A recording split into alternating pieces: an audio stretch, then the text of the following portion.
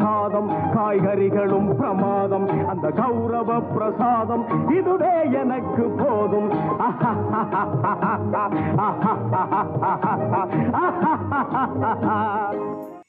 Hi friends, welcome to Alli's Darbar.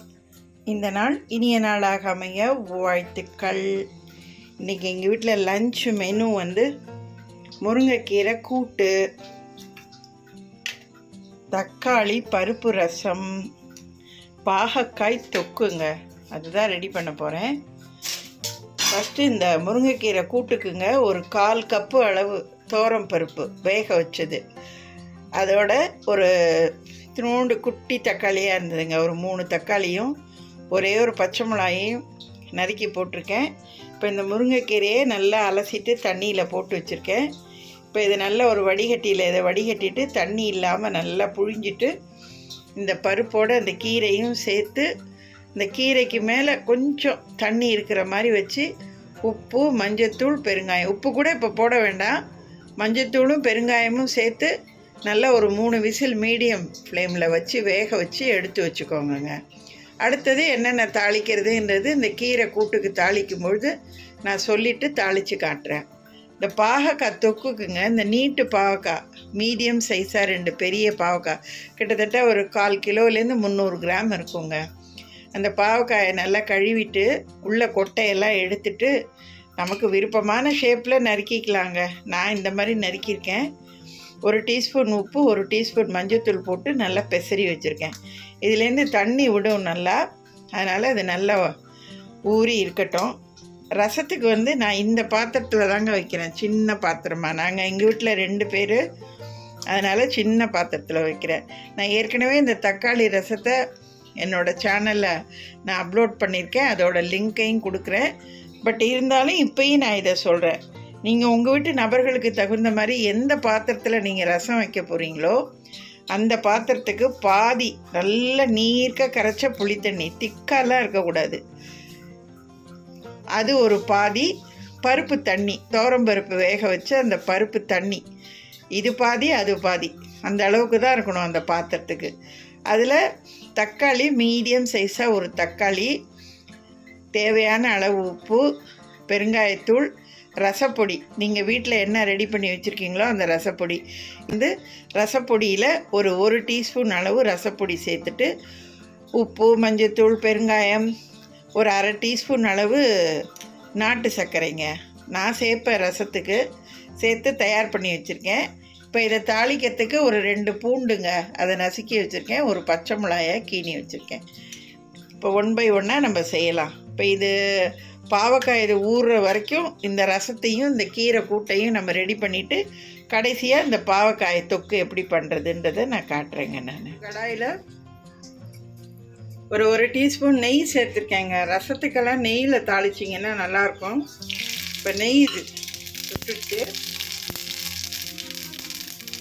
ஒரு 1/2 teaspoon கடுகு, ஒரு 3/4 டீஸ்பூன் ஜீரகம், தட்டி வச்சிருக்கிற பூண்டு, பச்சை மிளகாங்க,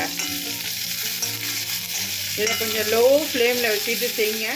கொஞ்சம் பூண்டு லைட்டாக ஒரு கோல்டன் ப்ரௌன் கலர் வதங்கினதுக்கு அப்புறம் இப்போ நம்ம இந்த கரைச்சி வச்சுருக்கோம் இல்லையா ரசம், இதை இப்போ எல்லாம் ஊற்றுறதுக்கு முன்னாடி இதை செக் பண்ணிக்கோங்க, உப்பு புளிப்பு இதெல்லாம் சரியாக இருக்கா என்னான்னுட்டு. ஓகே, இப்போ பாருங்க நல்லா வெந்துச்சு பாருங்க. இந்தமாரி பூண்டெல்லாம் நல்லா நசுக்கி விட்டு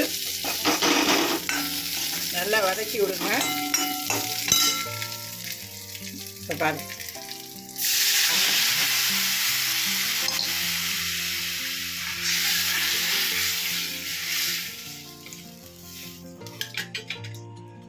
ரசம் எப்பொழுதுமே அப்படியே ஓரெல்லாம் ஒரு மாதிரி நுரைச்சி வரும்போது எடுத்து ஊற்றிடணுங்க. இப்போ பாருங்கங்க, இந்த ஓரெல்லாம் அப்படியே நல்லா கொதித்து ஒரு மாதிரி அப்படியே நுரைச்சிக்கிட்டு வருது பாருங்க. இந்த மாதிரி இருக்கும்போது தான் நீங்கள் ரசத்தை எடுத்து ஊற்றணுங்க.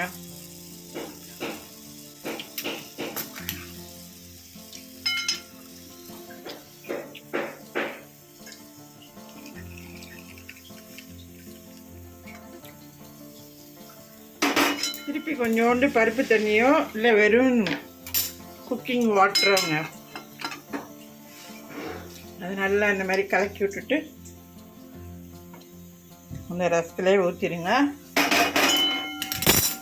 இப்போ ரசம் ரெடி ஆயிடுச்சு. டப்புன்னு ஒரு தட்டை போட்டு மூடிடணும். அவ்வளோதாங்க. ஸோ தக்காளி பருப்பு ரசம் ரெடி.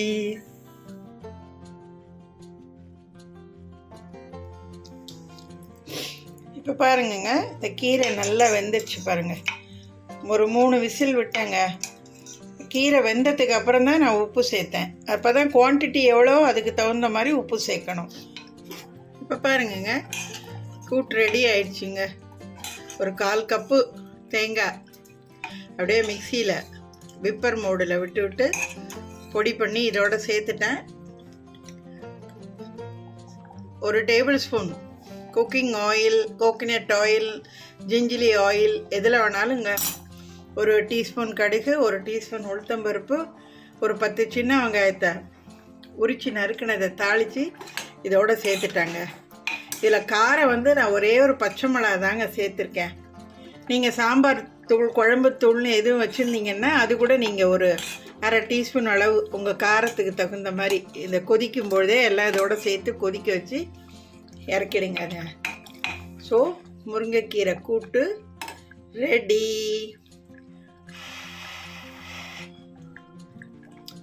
வாவ் வாவ் பா, செம்ம டேஸ்ட்டாக இருக்குங்க. நல்லா அவ்வளோதாங்க. ரொம்ப நேரம் கொதிக்க விடாதீங்க, ஏன்னா ஆல்ரெடி கீரை நல்லா வெந்தது தான்.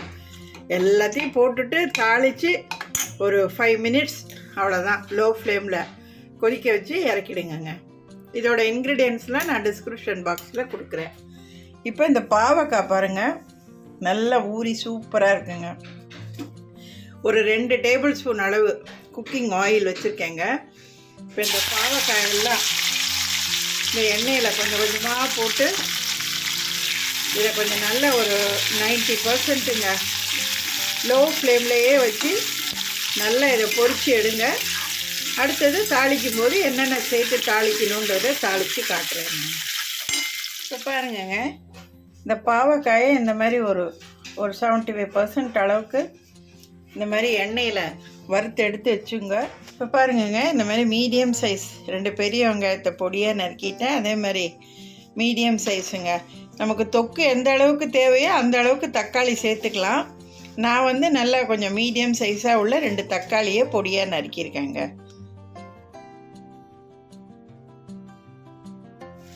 இப்போ பாருங்கங்க, இந்த ரிமைனிங் எண்ணெயில் அந்த வெங்காயத்தை வதக்கிட்டு 1 டேபிள் ஸ்பூன் இஞ்சி பூண்டை வதக்கிட்டு இந்த தக்காளியும் சேர்த்து இப்போ வதக்கிட்டு இருக்கேங்க. இந்த பச்சை மிளகா ஒன்று கடந்தது, அதை இதோட நறுக்கி போட்டேங்க. போடணும்னு ஒன்றும் கட்டாயம் கிடையாது, ஆப்ஷனல் தான். இந்த பாகக்காயில் ஏற்கனவே நம்ம உப்பு சேர்த்து தான் பெசரி வச்சுருக்கோம். அதனால் உப்பை பார்த்துட்டு ரிமைனிங் எவ்வளோ தேவையோ அதை சேர்த்துக்கோங்க. இப்போ இது கொஞ்சம் நல்லா தொக்காக வந்ததுக்கு அப்புறமா தான் இதில் வந்து மிளகாத்தூள், மல்லித்தூள், மஞ்சத்தூள் சேர்க்கணுங்க. இப்போ பாருங்கங்க, எல்லாம் இந்த மிளகாத்தூள், மல்லித்தூள், மஞ்சத்தூள் எல்லாம் சேர்த்து நல்லா வதக்கினது இந்த பாருங்கள், அப்படியே எண்ணெய் பிரிஞ்சு வந்திருக்கு பாருங்கள். அவ்வளோதாங்க. இப்போ இதோட இந்த நம்ம வறுத்து வச்சுருக்கிற இந்த பாவக்காயையும் சேர்த்துட்டு நல்லா ஒரு தடவை எல்லாம் கலக்கி கொடுத்துட்டு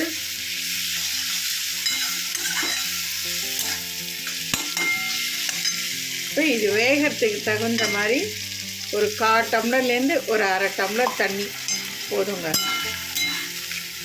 இப்போ இந்த நேரத்தில் இந்த உப்பு, காரம் இதெல்லாம் நீங்கள் கொஞ்சம் டேஸ்ட் பண்ணிக்கோங்க. எது கூட குறைச்சலோ அதை சேர்த்துக்கோங்க. நல்ல லோ ஃப்ளேமில் ஒரு மூடியை போட்டு மூடி இந்த பாவக்காய், இந்த மசாலா எல்லாம் நல்லா வெந்து வர்ற மாதிரி வெந்து வரட்டுங்க. நான் இந்த ஒரு தொக்கு பதம் வரும்போது நான் காட்டுறேன். இது கடைசியாங்க நீங்கள் விருப்பப்பட்டீங்கன்னா ஒரு டேபிள் ஸ்பூன் லெமன் ஜூஸ் புழியலாம். அது ஆப்ஷனல் தான், உங்கள் விருப்பங்க. இப்போ பாருங்கங்க, இந்த பாவக்காய் அப்படியே நல்லா அது பாருங்கள், எண்ணெய் கசிஞ்சு எவ்வளோ சூப்பராக இருக்கு பாருங்கள். ஒரு பாவக்காய் எடுத்து டேஸ்ட் பண்ணி பார்ப்போமா எப்படி இருக்குன்னுட்டு.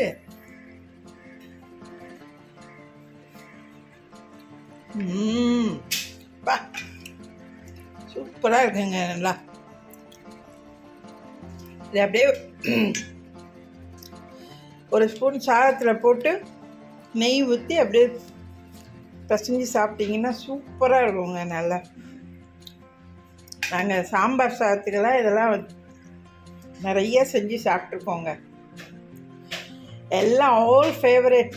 சாம்பார், ரசம், தயிர் சாதம், வெரைட்டி மீல்ஸ் எதுக்கு வேணாலும் தொட்டுக்கிட்டு சாப்பிட்லாங்க. ஸோ இன்றைக்கி எங்கள் வீட்டு லன்ச் மெனு வந்து சாதம், முருங்கைக்கீரை கூட்டு, தக்காளி பருப்பு ரசம், பருப்பு, பாகக்காய் தொக்கு, நெய், தயிருங்க. எப்படிங்க, உங்களுக்கும் இது பிடிச்சிருக்குன்னு நினைக்கிறேன். இந்த மெனுலாம் இதோட ஒவ்வொன்றத்தோட இன்க்ரீடியன்ஸோடு நான் டிஸ்கிரிப்ஷன் பாக்ஸில் கொடுத்துட்றேன். நீங்கள் இதே மாதிரி ஒரு நாள் மெனு ரெடி பண்ணி சாப்பிட்டு பாருங்கங்க.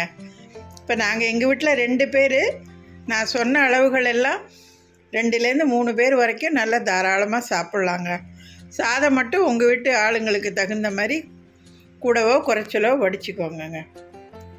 என்னங்க, என் சேனலை சப்ஸ்கிரைப் பண்ணுங்கள், லைக் பண்ணுங்கள், ஷேர் பண்ணுங்கள், கமெண்ட் பண்ணுங்கள், ஆல் பெல் சிம்பலை கிளிக் பண்ணிக்கோங்க.